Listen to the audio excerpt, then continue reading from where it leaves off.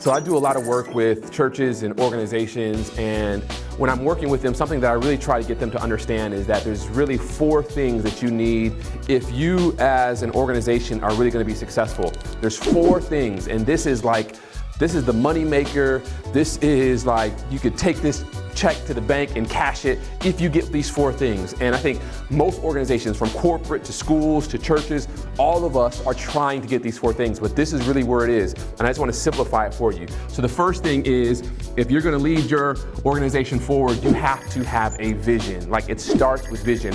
I like how one author says, vision is the primary task of leadership. That if you're going to be a leader, you have to have a very clear vision.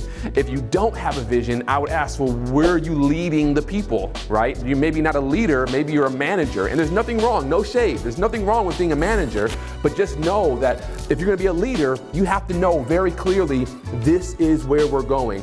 Once you have the vision in place and the vision is shared, the vision is something that people are buying into, you then have to have a plan on how you're going to reach that vision. Very simply, how are we going to get there? It's not enough just to know that, hey, I want to go to San Francisco. I need to also know what route, what road, what way, how am I actually going to get there? Am I going to fly there? Am I going to drive there? Am I going to walk there? Am I going to run there? You have to have a plan, right? This plan is also what we kind of call your strategy, right? Now, strategies and plans, they change.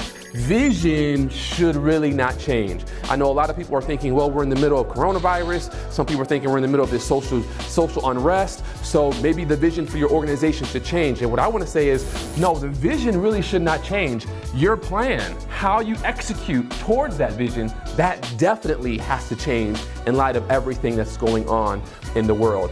Once you have the plan, this next step is where I would wager 85 to 90% of organizations fail, and that is they do not execute, right? They do not execute the plan. Eric Thomas says, execute, execute, execute. Like, execution is where it is at. You have to execute your plan.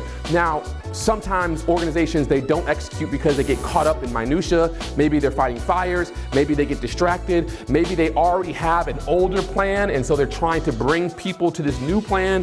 There's a number of reasons why people actually don't execute, but this is where most people fail. They'll get a vision, they'll get a plan, but they don't execute, because execution, that's really where most of the hard work is. We can come up with a vision, we can come up with a plan, but this is where we actually put in the hard work to make sure that that plan is executed. And so you have to execute. And then once you execute, or as you are executing, the next step is you have to get feedback. You got to make sure that you're executing in the right direction. You got to make sure that your plan is on point. You have to look up and look around you.